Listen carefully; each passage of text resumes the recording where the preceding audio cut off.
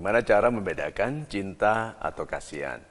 Begini, cinta saja definisinya belum selesai, disusun oleh kemanusiaan. Jadi tidak mudah membedakan antara cinta dan kasihan. Kita ambil dari kasihannya saja dulu ya. Kasihan itu melihat keadaan pada seseorang yang tidak ideal. Jadi kita lihat keadaan pada seseorang yang tidak ideal. Yang ada lebih baiknya, tetapi yang sedang tidak dialami. Lalu kita merasa bahwa dia berhak bagi keadaan yang lebih baik. Nah berarti yang kasihan ini orang pengasih, orang penyayang.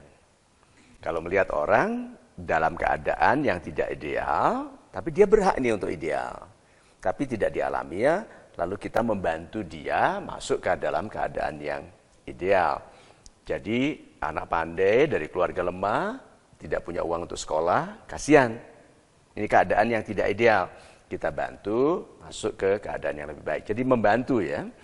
Orang yang dikasihani selalu berada dalam keadaan yang tidak seindah yang seharusnya.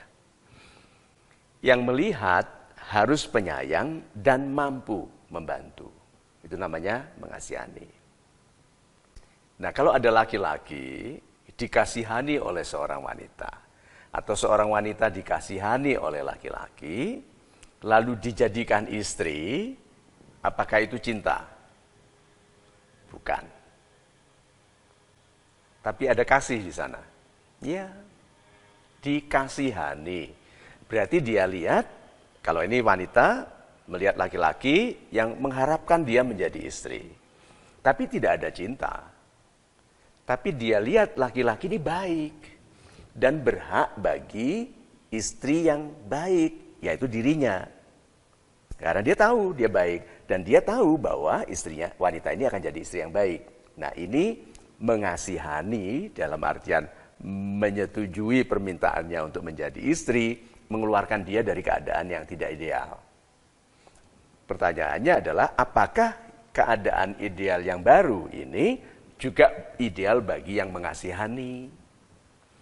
Jangan sampai kita mengasihani seseorang yang mencintai kita, lalu masuk dalam keadaan yang ideal baginya, yaitu menikah, tapi tidak ideal bagi kita.